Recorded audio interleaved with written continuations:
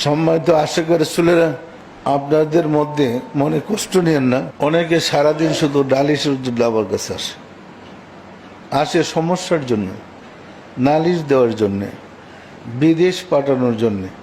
আসলে কি এই কাজের জন্য আমি প্রেরিত হয়েছি?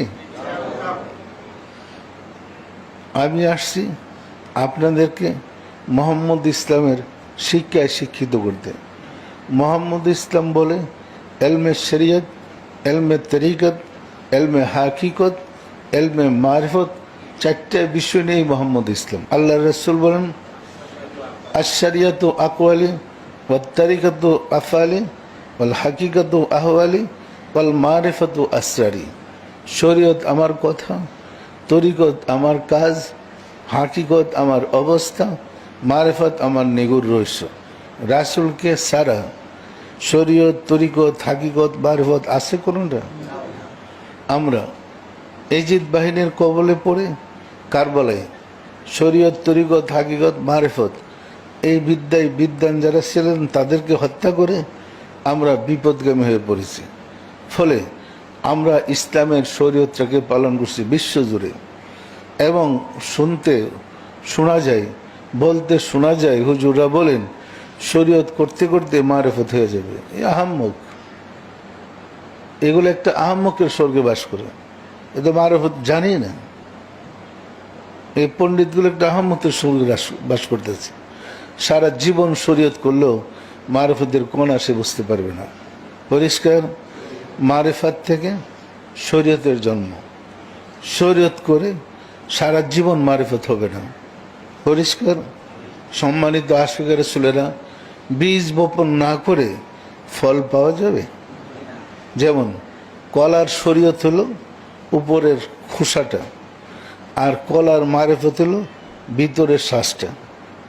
আপনি শ্বশুর বাড়িতে বেড়াইতে যাবেন, এক ফানা কলা নিয়ে গেলেন, উপরের শরীয়তটা ফালাই দেন, যদি ছোলা কলা নিয়ে যান, এটা কি কেউ পছন্দ করবে? এটাতে পোকামাকড় নষ্ট করে দিবে, খাদ্যকে অখাদ্য বানিয়ে দিবেন। আর যদি শরীয়তের মারফতটা খুলে ফেলান, শরীয়ত ধরেন কলার খোসাটা, এই শরীয়তের যে খোসা, কলার চামড়াটা, সেটা কি মানুষে খায়? কে খায়? গরুতে খায়, ছাগলে খায়। পরিষ্কার। কিন্তু ওই মারিফতটাকে সংরক্ষণ করার জন্য উপরের খোসাটার প্রয়োজন। এই খোসাটা খাওয়ার জন্য নয়, ওইটাকে সংরক্ষণ করার জন্য। ভিন্ন উপমা দিলে এরকম বলতে পারি আমরা, গাড়ির ব্রেক। গাড়ির ব্রেক কি গাড়ির গতি বাড়ায় না থামায় দেয়? মারিফত গাড়ির গতি, যেহেতু প্রেমের রাজ্যের বিদ্যা, প্রেমের আকর্ষণে গাড়ির গতি অনেক বৃদ্ধি করে দেয়। ব্রেক না থাকলে অ্যাক্সিডেন্ট করার ভয় আছে। এই কারণে শরীয়তের ব্রেক দিয়ে এটাকে কন্ট্রোল করতে হয়। পরিষ্কার। শরীয়ত এবং মারিফত নিয়েই পূর্ণ শরীয়ত মোহাম্মদ ইসলাম। আপনার দেহটা হলো শরীয়ত, আপনার রুহটা হলো মারিফত। আপনার দেহ যখন মায়ের উদরে পূর্ণ দেহ লাভ করেছে, তখনই শিশুটার দেহ লাভ করেছে, তখনই আল্লাহর রুহ মুবারক আপনার ভিতরে ফুঁকে দেওয়া হয়েছে। তাহলে বোঝা যায় দেহ এক জগতের আর রুহ আরেক জগতের। দেখেন রুহুর কত দরদ আপনার জন্যে।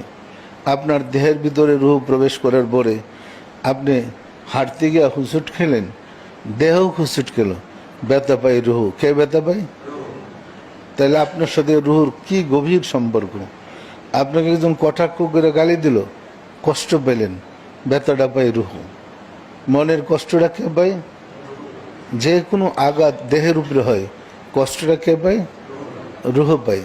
কিন্তু রুহের কোনো কষ্ট আপনার দেহতে পায় না। কি বলেন, পায় না কি?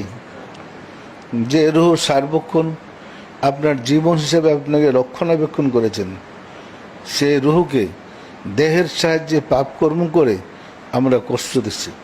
ইহা কি অত্যাচারীর কাজ নয়?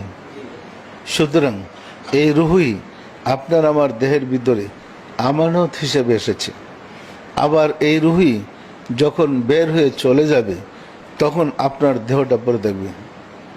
দেহ দেহ দেহ যাচ্ছে না, দেহটা মাটির দেহটা সামনে পড়ে থাকবে। তখন মানুষ গোসল টুসল করে তাকে নিয়ে কবরে রেখে দিয়ে আসে। পরিষ্কার?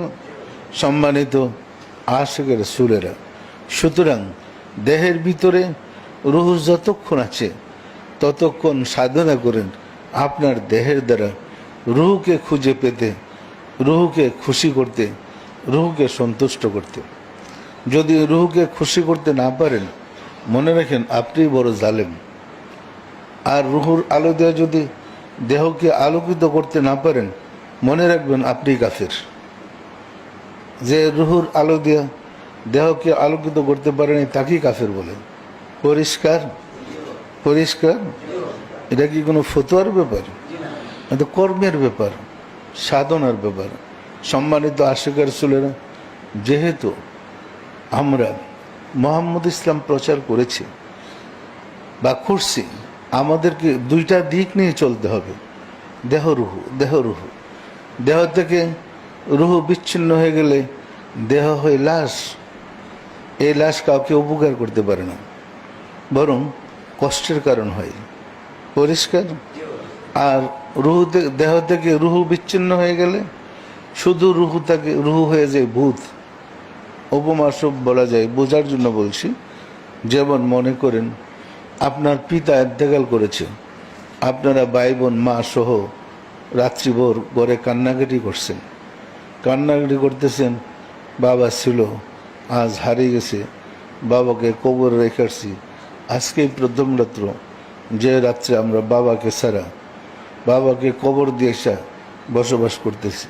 ওই কথা স্মৃতিচারণ করছে, কান্নাকাটি করতেছেন। ওই বাবার, আপনার বাবার কষ্ট লাগছে ছেলেদের কান্নাকাটি দেখে। তো বাবার রুহুটা ঘুরে আসছে, দেহটা তো কবরে, ওই রুহুটা আসছে আপনাদের অবস্থা দেখতে। কান্নাকাটি দেখে দরজায় নক করছে, দরজা খুলো, আমি আসছি। দরজা খুলবেন? দরজা খুলবেন কেন? মনে করবেন যেটা ভূত আসছে। তাহলে আপনার কাছে এই পরম সত্তা ভূত রূপে প্রকাশিত হইল। ভূতের বয়ে আর দরজা খুলছেন না, কারণ এখন তো দেহ সাথে নাই। সে আসলো কেমনে? আবার স্বপ্নে আসলে ঠিকই বিশ্বাস করেন। পরিষ্কার না পরিষ্কার নয়? সম্মানিত আশিকার ছেলেরা, সুতরাং তাসাউফ আমাকে আপনাকে গল্প নয়, সাধনা করে অর্জন করতে হবে। গল্প করে তাসাউফ শেখা যায় না। পরিষ্কার? সাধনা করে, মুরাকাবা করে তাসাউফ শিখতে হয়। তাসাউফ শিখে সাধনা করে আপনার কলবের কপাট যদি খুলতে পারেন, অবশ্যই আপনি রাব্বুল আলামিনকে লাভ করতে পারবেন।